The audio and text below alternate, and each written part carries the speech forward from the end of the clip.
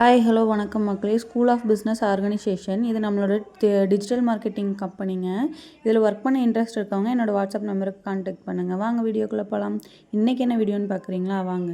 Skip பண்ணாதீங்க. பெரிய தப்பு. தினம் ₹300 சம்பாதிக்க அரிய வாய்ப்பு. இன்ஸ்டாகிராம், ஃபேஸ்புக் பயன்படுத்த தெரிந்தால் போதும். Content post and content publishing மூலமா தினம் ₹300 சம்பாதிக்கலாம். இந்த வேலை செய்ய 5 நிமிடம் போதும். Work training support, group communication support, all language customer live chat support, முக்கியமா சொந்தமா ஒரு பிசினஸ் ஸ்டார்ட் பண்ற அளவுக்கு உங்களால கற்றுக்கொள்ளவும் முடியும், சம்பாதிக்கவும் முடியும். இந்த வேலை வாய்ப்பு வழங்குவது 5 வருடத்திற்கு மேல ரன் ஆகிட்டு இருக்க நம்ம தமிழ்நாட்டு company school of business organisation private limited. மேலும் விவரங்களுக்கு டிஸ்கிரிப்ஷன்ல கொடுத்திருக்க நம்பருக்கு வாட்ஸ்அப் பண்ணுங்க. 3 ரோசஸ் டீ தூள் வச்சு நம்ம எப்படி டேஸ்ட்டாக டீ வைக்கிறது அப்படின்னு சொல்லி பார்க்கலாம் வாங்க. நம்ம இப்போ டீ வைக்கிறம்போது எல்லாருக்குமே ஒரு கன்ஃபியூஷன் இருக்கும். அதில் ஏன் டேஸ்ட்டே வரல அப்படின்னு சொல்லி. ஒரு சில டீ தூள் 3 ரோசஸ் டீ தூள்லாம் நல்லா தான் இருக்குங்க. ஆனால் அது ஏன் டேஸ்ட் வரலன்னு நமக்கு தெரியாது. ஒரு சில டைமில் எச்சாவும் போகும், ஒரு சில டைமில் கம்மியாகவும் போகும். ஒரு கடாய் அதாவது டீ வைக்கிற பாத்திரத்தை எடுத்து நான் வச்சுக்கிட்டேன். அந்த பாத்திரத்தில் தண்ணியெல்லாம் நல்லா சுண்டினதுக்கப்புறமா ஃபஸ்ட்டு டீ வைக்கிறதுக்கு முன்னாடி கொஞ்சமாக தண்ணி ஊற்றி அதை நல்லா ஹீட் பண்ணிக்கோங்க அந்த பாத்திரத்தை. அதுக்கப்புறமா தான் நீங்கள் பால் சேர்க்கணும். 1 டம்ளர் பால், அதாவது உங்கள் பால் நீங்கள் பேக்கெட் பால் யூஸ் பண்ணுறீங்க அப்படின்னா 1 டம்ளர் பாலுக்கு நீங்கள் 1.5 டம்ளர் தண்ணி ஊற்றலாங்க. அப்போ டீ நல்லா திக்காக வரும். இல்லை பசும்பால் நீங்கள் கடையில் ஆவின் சொசைட்டியில் வாங்குறவங்க அப்படின்னா அந்த 1 டம்ளர் பாலுக்கு நீங்கள் 1 டம்ளர் தண்ணி சேர்த்துலாங்க. அவ்வளோதாங்க. அதுக்கு மேலே நிறைய தண்ணி சேர்த்தக்கூடாது. பால் பவுட்ருங்கும்போது அது நல்லா கெட்டியாக வரும். நம்ம பசும்பாலுங்கும்போது அது என்ன ஆகும்னா ரொம்ப கெட்டி வராதுங்க, கொஞ்சம் தண்ணி மாதிரி தான் இருக்கும். 1 டம்ளர் பாலுக்கு 1 டம்ளர் தண்ணி நான் எடுத்துக்கிட்டேன். இது நல்லா ஹீட் ஆகிக்கிட்டும், கொஞ்சமாக கொதிக்கக்கூடாதுங்க, லைட்டாக ஹீட் ஆகட்டும். அதுக்கப்புறமா டீஸ்பூன் இருக்கு இல்லையா, அதில் 1 டம்ளர் டீக்கு 2 ஸ்பூன் சர்க்கரை ஆட் பண்ணிக்கிறேன். ஒயிட் சுகர் தான்.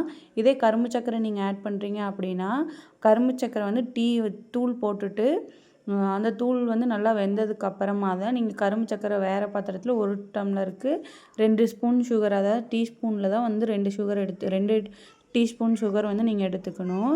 1 டம்ளருக்கு 2 டீஸ்பூன், ஓகேங்களா? ஒயிட் சுகரும் அதே இது மாதிரி தான். நீங்கள் இது ரெண்டையும் மிக்ஸ் பண்ணி ஆட் பண்ணாலும் நீங்கள் தனியாக போட்டுட்டு அதுக்கப்புறமா தான் இது பண்ணணும். அதுக்கப்புறமா 2 டம்ளர் டீக்கு 1 ஸ்பூன் டீ தூள் சேர்த்துக்கிறேன். இப்போ 4 டம்ளர் நான் வைக்கிறதுனால 2 டீஸ்பூன் டீ தூள் எடுத்துக்கிறேன். நீங்களும் இதே மாதிரி எடுத்து போட்டுக்கோங்க. சர்க்கரை சீக்கிரமாக கரையணுங்கிறதுக்காகவே கொஞ்சமாக சூடானதையுமே நான் சர்க்கரை ஆட் பண்ணிக்கிறேன். கொதி பிடிக்கிற டைமில் நான் டீ தூள் ஆட் பண்ணிக்கிறேன். இந்த டீயை நம்ம என்ன பண்ணணும் அப்படின்னா நல்லா ஃபுல் ஹீட்டில் வச்சு நல்லா கொதிக்கிறதுக்கு விடணுங்க. எப்படி நான் விடுறேன்னு பாருங்கள். டீ இப்போ எப்படி இருக்குதுன்னு பாருங்கள். இப்போ அதுக்கு டீ தூள் வேகவே ஆரம்பிக்கல, தண்ணியில் ஊறிட்டு தான் இருக்குங்க. இந்த மாதிரி கொஞ்சம் ஊற விட்டு அதுக்கப்புறமா தான் நம்ம டீ தூளையே கொதிக்க விடணும். ஒரு சிலர் கொதிக்கும்போது போட்டால் போதும் அப்படிங்கிற மாதிரி இருக்காங்க. டீ தூள் கொதிக்கும்போது போட்டிங்கன்னா நல்லா விரைச்ச மாதிரி ஆயிரும். கொஞ்சம் தண்ணியில் ஊறும்போது இன்னும் நல்லா எசன்ஸ் இறங்குங்க. கொஞ்சம் டீ தூள் நீங்கள் கம்மியாகவே போடலாம். டீ தூள் அதிகமாக தேவைப்படாதுங்க. ஒரு சிலர் 1 டம்ளருக்கு 1.5 ஸ்பூன் டீ தூள்லாம் ஆட் பண்ணுறீங்க. ஆனால் அந்த மாதிரிலாம் வேணாம், அந்த டேஸ்ட் நல்லா இருக்காது. டீ தூள் அதிகமாக இருக்க மாதிரி இருக்கும். இது நல்லா கொதிச்சு வரட்டுங்க, அது வரைக்கும் நம்ம வெயிட் பண்ணிக்கலாம். இந்த மாதிரி தண்ணியில் கொஞ்சமாக ஊற விட்டுட்டு அடுப்பு லோ ஃப்ளேமில் வச்சுட்டு கொதிக்க வரும்போது எடுத்து நல்லா கலக்கி விட்டுட்டே இருக்கணுங்க. ஒரு கரண்டி இருந்தால் கூட கரண்டி வச்சு கலக்கி விடுங்க, இல்லைனா அந்த பாத்திரத்துலேயே நல்லா கலக்கி விடுங்க. இந்த மாதிரி அங்கே பாருங்கள், நான் எதுவுமே பண்ணல. லைட்டாக ஹீட் ஆனதுக்கப்புறமா டீ தூள் போட்டதையுமே அந்த டீ தூளில் இருக்க எசன்ஸ் இந்த பாலில் மிக்ஸ் ஆகி கலரே சேஞ்ச் ஆகிடுச்சு பாருங்கள். இன்னும் கொதிக்கவே ஆரம்பிக்கலாம். ஆனால் இது நல்லா கொதிச்சு வரட்டும்.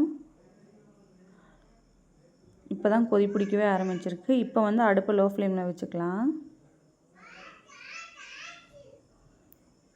இங்கே பாருங்கள், இந்த மாதிரி கம்மி பண்ணி வச்சுட்டோன்னா டீ பாருங்கள் எந்த அளவுக்கு கொதிக்குதுன்னு. இந்த மாதிரி நல்லா கொதித்து சுண்டி வரணும். அதாவது நீங்கள் 1 டம்ளர் பால் ஊற்றிருக்கீங்களா, அது 3/4 டம்ளர் அளவுக்கு கொஞ்சம் நல்லா சுண்டி வர மாதிரி டீ தூள் வேக விடணும். அதுக்காக தண்ணி நிறைய வச்சுட்டு அதுக்கப்புறமா அது சுண்டி வர மாதிரி பண்ணக்கூடாதுங்க. இதுலேயே நல்லா சுண்டி வரும்போது நல்லா கெட்டியாகவும் டீ கிடைக்கும், டேஸ்ட்டாகவும் இருக்குங்க. ரொம்ப தண்ணி அதிகமாக போயிடும். இதுதான் கரெக்டான கன்சிஸ்டன்சி. டீயும் டேஸ்ட்டு வருங்க. நீங்களும் இந்த மாதிரி ட்ரை பண்ணி பார்த்துட்டு கமெண்ட்டில் ஷேர் பண்ணுங்கள் டீ எப்படி இருந்துச்சு அப்படின்ட்டு.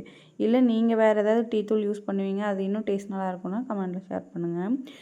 எஸ்டேட்டில் போய் வாங்கிட்டு வர டீ தூள் வந்து அது வேறு மாதிரி வைப்பாங்க. ஆனால் அது பெருசாக டேஸ்ட் கொடுக்கல. எனக்கு அந்த ஒரு டேஸ்ட் பிடிக்கல. எங்கள் வீட்டில் மெயின் நாங்கள் யூஸ் பண்ணுறது வந்து 3 ரோசஸ் தான். பிராண்டுக்காக சொல்லலைங்க, என்னோடய ஃபேவரட் அது. உங்களுக்கு என்ன டீ தூள் பிடிக்குமோ அந்த டீ லவர்ஸ் எல்லாமே என்கிட்ட ஷேர் பண்ணிக்கோங்க. எனக்கு வந்து டீ காலையில் குடித்தா மட்டும்தான் கொஞ்சம் எனர்ஜியாக இருக்க ஒரு ஃபீல் வரும். அந்த மாதிரி உங்களுக்கு யாருக்காவது டீ குடித்தா தான் எனர்ஜியாக இருக்க மாதிரி ஒரு ஃபீல் ஆகும், அந்த டேவே ஃபுல்ஃபில் ஆன மாதிரி இருக்கும்னு நினைக்கிறவங்க கமெண்ட்டில் ஷேர் பண்ணிக்கோங்க. டீ வந்து உடம்புக்கு நல்லது இல்லைங்க, அதையும் நான் மென்ஷன் பண்ணிக்கிறேன். தேங்க்யூ. Bye bye.